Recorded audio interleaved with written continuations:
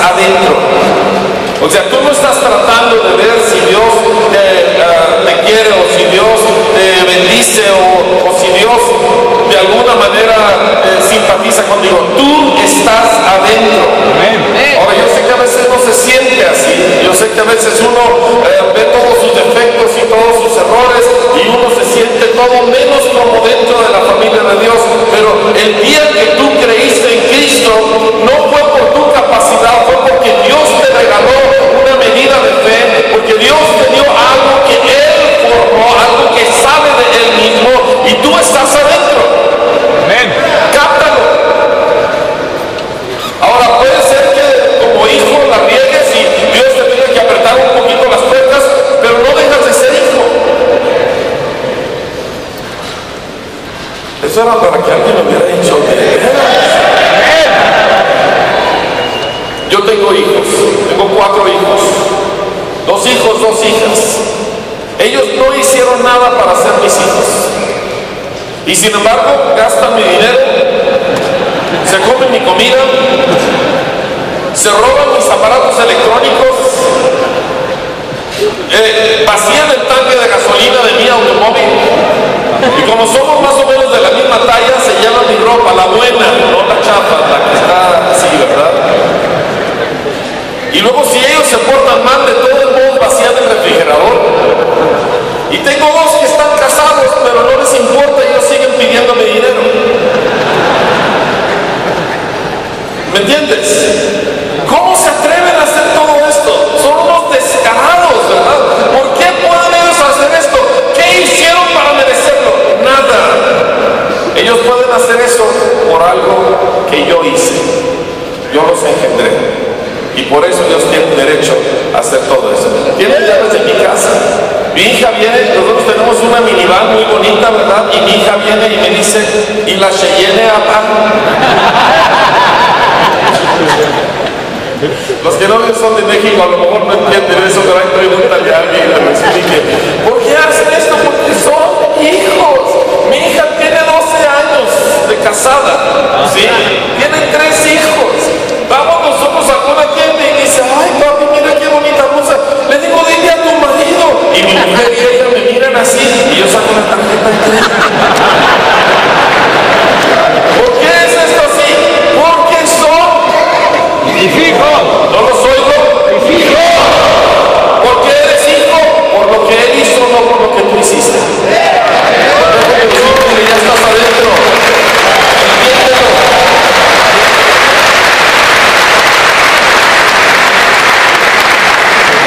Ahora, yo a veces quiero ahorcar a mis hijos, pero nunca los ahorco completamente, solo lo suficiente para que me presten atención un ratito más, ¿verdad? Pero nunca dejo de hacer eso. Yo con gusto doy la vida. Yo quiero darle a mis hijos todo, si, en lo que tenga de oportunidades, de cosas materiales, de afecto, ¿me entiendes? Porque son nuestra vida. A Dios le encanta pasar un rato contigo. Batallamos para creer. ¿Qué es que no me miente una menor? Yo le digo cuando avientan los amenes, ¿está bien? Que me salga bien. O sea, a Dios le encanta tu compañía. O sea, pero digo, qué bueno que decimos amén y todo eso, pero entiéndelo, deja que te penetre. A Dios le gusta estar contigo. Dios disfruta tu presencia, Dios disfruta tu conversación. Amén.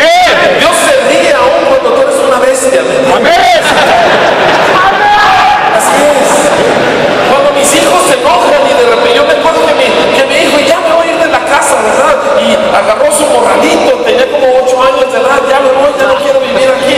Y su mamá y yo nos miramos y nos mordemos el cachete para no atacarnos de risa. Es muy difícil que mi hijo a mí realmente me ofenda, porque es mi hijo. Dices, es injusto, tú favoreces a tus hijos. Por supuesto que favorezco a mis hijos. Y Dios favorece a los suyos. Estás adentro. Dile a tu vecino, no seas tonto. Estás adentro.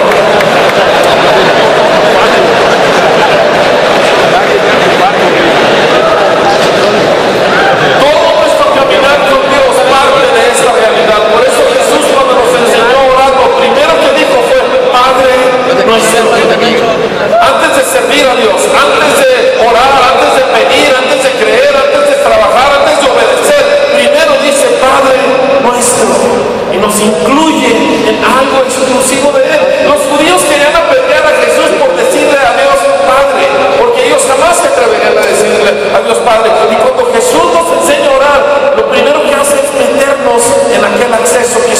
tiene.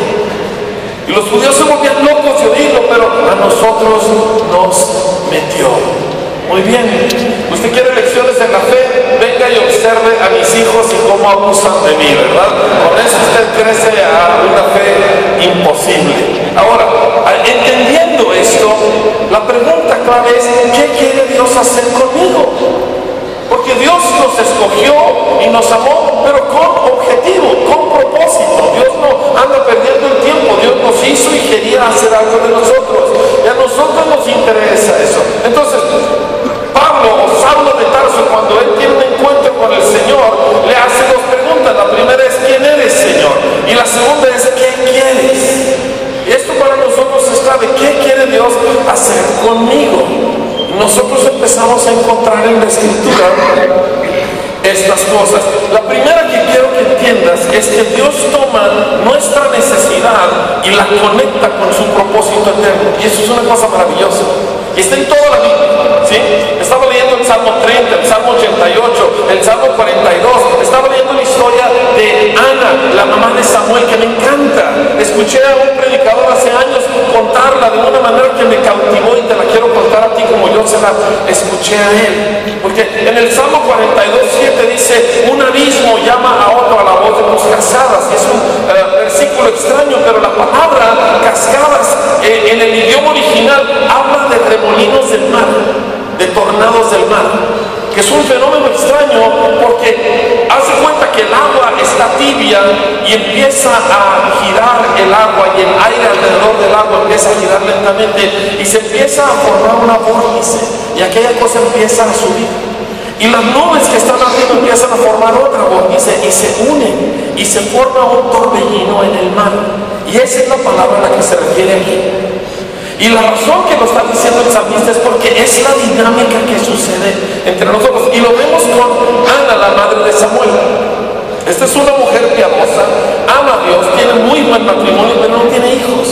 Es un problema menor. Así como Abraham, ¿verdad? Que no tenía hijos. Y él está afligido porque no tengo hijos, no me has dado hijos. Y vienen y pelean con Dios acerca de su necesidad. El nombre Israel significa el que pelea con Dios. Y vienen y oran pensando, yo tengo un problema, a mí me falta un hijo, yo tengo una situación. Y haz de cuenta, y esto es lo que escuché y me encantó y te lo platico. Haz de cuenta que Ana viene con Dios y le dice, necesito un hijo.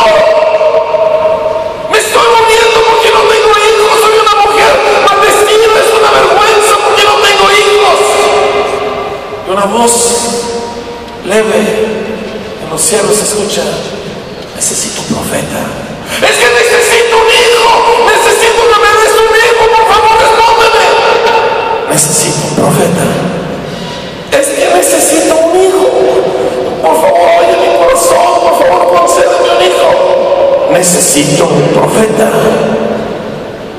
Llega un momento donde ella dice, si tú me das un hijo, yo te doy un profeta.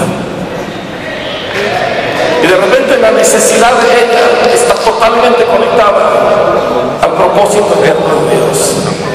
Quiero decirte que la necesidad que tú piensas que es la cosa que te está matando y que te vas a morir y que ¿qué voy a hacer? Dios ya la sabía y la está tomando en cuenta, pero no para simplemente resolverte un problema, sino para conectar aquello con todo lo que Él está queriendo hacer en el planeta Tierra.